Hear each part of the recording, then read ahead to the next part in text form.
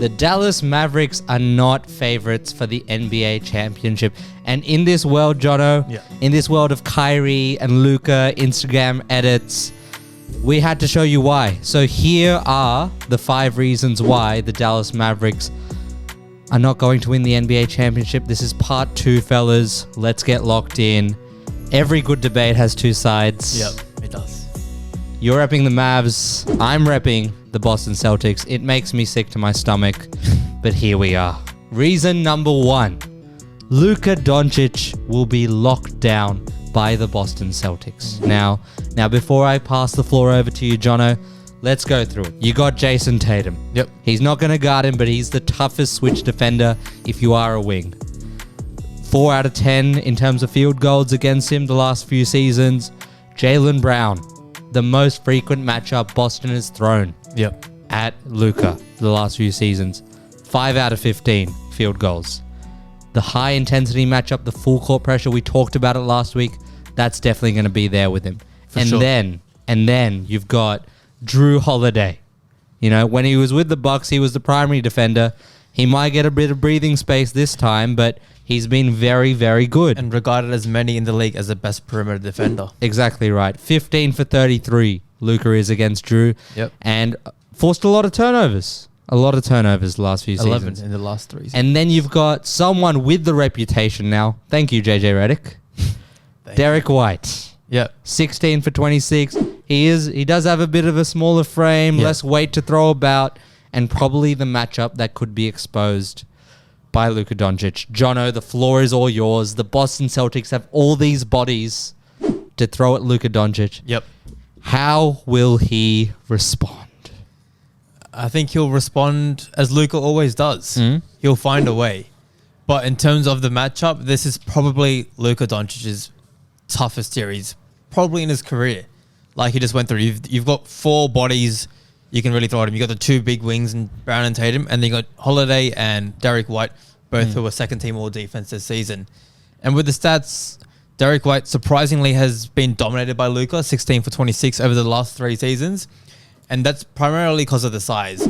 As good of a defender Derek White is, Luka, he's so good at using his size and just scoring in the post or just getting by them and then putting them in jail.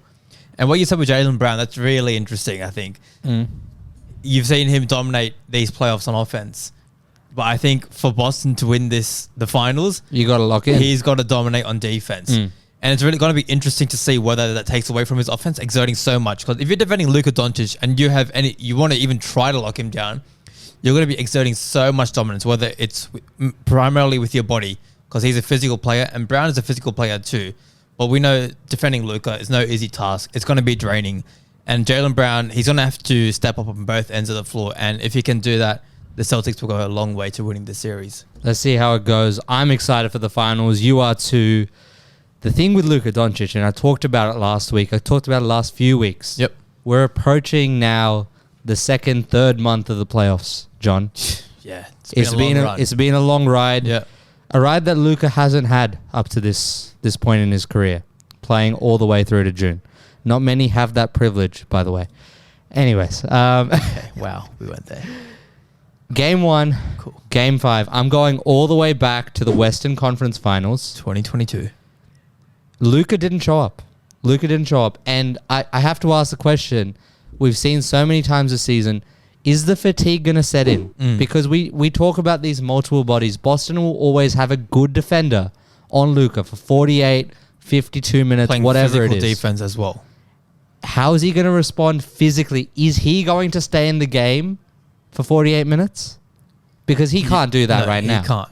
And the way they play in terms of a heliocentric style around him, you can't really sustain that for 48 minutes when it's Luka every possession. Bron can barely do it. Yeah. So And Bron's a whole different beast. yeah. So what do you not see this hurting them? Because these are the question signs that we get every preseason. Yep. What shape is Luka coming in? And he's battled through a lot of those complaints And media has that's had. where Kyrie and his play this playoffs comes in. The way he's not even like taking on the second unit, the starting lineup as well, just with Luka off the court. It looks like there's not much of a downgrade at all, just in terms of their production.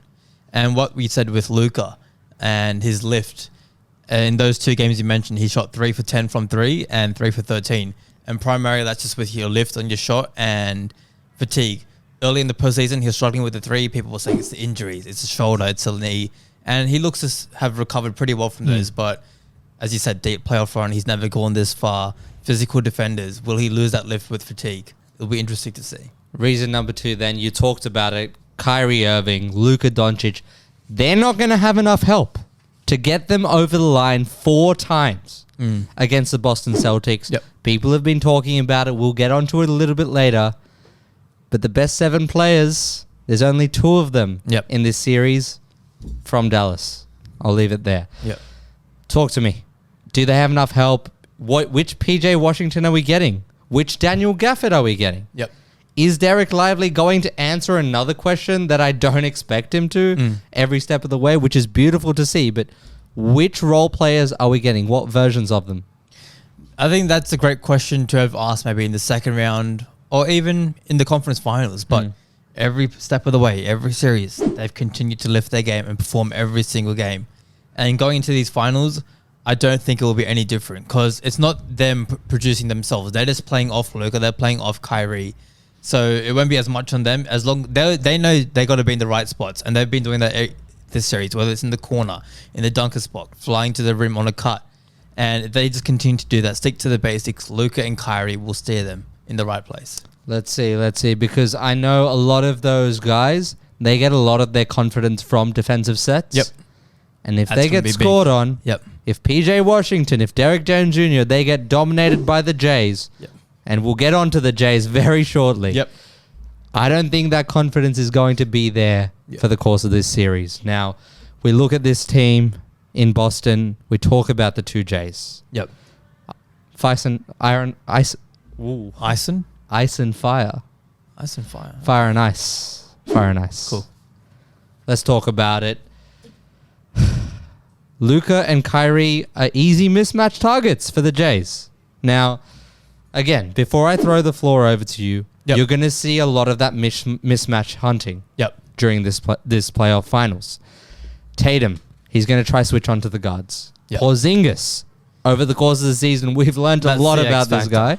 He is the X factor. And when you look at him this season, that post-up play has been probably the most effective thing in the league. 1.3 points per possession. We're talking about those post-ups, and that bumps up all the way to 1.45 anytime he's defended by a guard. So, Jono, I just gotta ask you then. We're talking Porzingis. If he's getting that switch, what's the defensive strategy here in a pick and roll sort of setting? So typically the Mavs don't switch a lot, or at least compared to Boston, they don't switch a lot. So if he does get that switch onto the guard, particularly in the post on a low catch, the Mavs are going to have to double. If he's going to shoot over them without a dribble, I would stay home. But as soon as he puts that ball on the floor, I'm coming with a hard double. Because Boston, we know they like to shoot the 3. So it's unlikely you're going to have someone cutting behind you every single time. So hard trap on the dribble, try pressure him, make him force that pass. You can lead to turnovers or bad passes, and you can recover out of that. That's how I'm going to play it. The thing with that is, I feel like both teams are happy with that. You know, you've got Dallas forcing that sort of extra pass. It'll be very interesting. And at the same time, you've got Boston, which is very happy just to throw it out there. And take the shot straight away. That's something I said last week as well. John, I'm telling you, I've watched so much of Derek White over the last few seasons. That's Michael Jordan. That's Michael Jordan sometimes. When Tatum and Jason Tatum and Jalen, they're not performing. Derek White just decides to turn into Michael Jordan. I don't mind the catch and shoot stuff. But when you put it on the floor. And then the step back. And then I get into the step backs.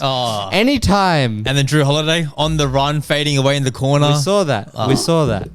You know, we've been watching back every time the Mavs and Celtics has sort of played over the course of the past couple of weeks. And there was only real one game after the trade deadline. Exactly. And we'll get into that shortly. But what about Jason Tatum, John?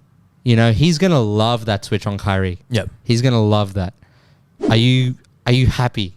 We talked about it last week. You said Kyrie was a good enough defender for you. Can you amend your statement? This is your final opportunity because I'm not having it. It purely depends on the mindset of Jason Tatum. When he sees Kyrie, Kyrie sees him. They look eye to eye. When both their goats, Kobe Bryant. What mindset is Jason Tatum going into? Shut Is he just your going to try fade on Kyrie every single time? Or is he going to try drive? If he wants to drive like LeBron, not his GOAT, and play that kind of way, the Celtics will go a long way in this series. If he wants to play like Kobe you're really bringing the unethical hoops argument. And just fade. Being a Joel Embiid fan, you're bringing me that argument right now. That's how Tatum is. Game 1, this Friday for us, is he texting Kobe? This is for you. I think I don't mind a text after the series win, after the championship. Sure. Yeah. But no texting to Kobe Bryant. Locked in, from focused. now until then. Just please, brother, please. I got faith in him. Please. Reason number 4, John. Give it to me. I was counting up the reasons, and I just had to include this in there. The numbers don't lie. Boston are just way too good. Yep. Right? So the last time out, I talked about it. We watched it on the weekend. Boston whooped Dallas 138 to 110. Big win. And that's after the trade deadline, fellas. So everyone was there. Yes, Gafford's out, but you can make do with that. Yep. 4th in all-time net rating, Jono. Insane. It's only the Chicago Bulls from that documentary, and it's only Kevin Durant's Warriors. Yes, I said that. Whoa. Hey. Whoa. I'm just playing. Some friends might not like that. I'm just playing. And over the course of this season, they're 76-20. Insane. They've got a 71% probability on the betting markets to win this championship. And I know the betting markets. I know a lot of you guys see value on the other side. Value bets. But it's 71% for a reason. Yep. And I just have to ask the question now, Jono. Does Boston have 5 of the best 7 players in the NBA Finals? Yep. I think Porzingis looks to be coming back and healthy. And if that's the case, you have to say it. I would probably go... I'd say Boston got 5 of the best 7, but I think Dallas have 2 of the best 3. I like that. I like that little caveat. It'll be interesting how that because plays out. I've seen a lot of people run with that 5 of the best 7 argument. Yeah. But typically, once again, we're going back to the team with Luka the best and player is going to win that series. But when Boston have 5 of the best 7, it kind of evens it out. Reason number 5. Kristaps Porzingis is on his own revenge tour. Yep. While everyone talks about Kyrie Irving, it's the same shit on the other side. You don't think Kristaps is coming into this series with a vengeance? Yeah. You know, he's watching the New York fans at home. He's watching the Dallas fans that turned him into nothing. I thought back to what Dallas got for him. They got Spencer Dinwiddie, Davis Bertans, and they had to trade a pick to get Spencer Dinwiddie and Bertans. At the time, Spencer was doing his No, thing. nothing justifies what happened for him to go to Washington. Not at all. And the deal that got him into Boston. Don't get me started on that. The deal Boston pulled off this season to get Drew and Porzingis, man. Unreal. It's unreal. Kristaps is a unicorn, and we are so excited to watch him in the finals, because a few years ago in the bubble, we were like, what's the potential of this Dallas team? We're getting to see the best players in the finals, not the way we anticipated. Yep. But we finally get to see it. Tell me, John, what does Dallas need to do? What do they need to hold him down to be happy? Because you're looking at Kristaps. We talk about the post-up threat. We're talking about the shots at the rim. He's averaging 4 a game. Yeah. He's averaging 5 attempts from 3. And on those shots at the rim, he's shooting 74%. What's the game plan? Are you trying to take him away from the rim? Absolutely. Are you trying to force the 3-point frequency? 100%. This series, I'm trying to make him purely a 3-point shooter or a passer out of the post. That's it. So I just have to say, if Dallas is not wary of them actually not being good enough at contesting those threes, what you're saying, if you're happy with that, you might have to be happy with not winning the championship. Look, if a center is going to shoot you out of the finals, I think you live with that. It's not just any center, man. But he's not the greatest big man shooter of all time. Start respecting these guys. Still, though. The moment Wemby plays playoff basketball, John, this whole idea of, let him shoot. I mean, I'd rather Wemby shoot threes than be able to lay it up from 20 feet and in. I'm just telling you, we're approaching a point in the basketball conversation. It's true. Where we need to figure out not where is he shooting from, but that boy can't shoot the ball at all. But look, I'd rather him shoot a high volume of threes than the other 4, to be honest. No one's contesting these threes, Jono. Yeah. That's a concern. Yeah. Jono's got the Mavs in 6. Yep. I've got the Celtics in 6. I want the Mavs to win, but here we are. I've got the Celtics in 5 or 6, ladies and gentlemen. There you have it. 5 reasons why I think we completed the narrative, I guess, on both teams not being able to win the NBA championship. And for everyone saying, oh, look, how this aged. We're unbiased here, fellas. That's the whole point of this show. If you like the video, hit the subscribe button. If you want to stick around, please do.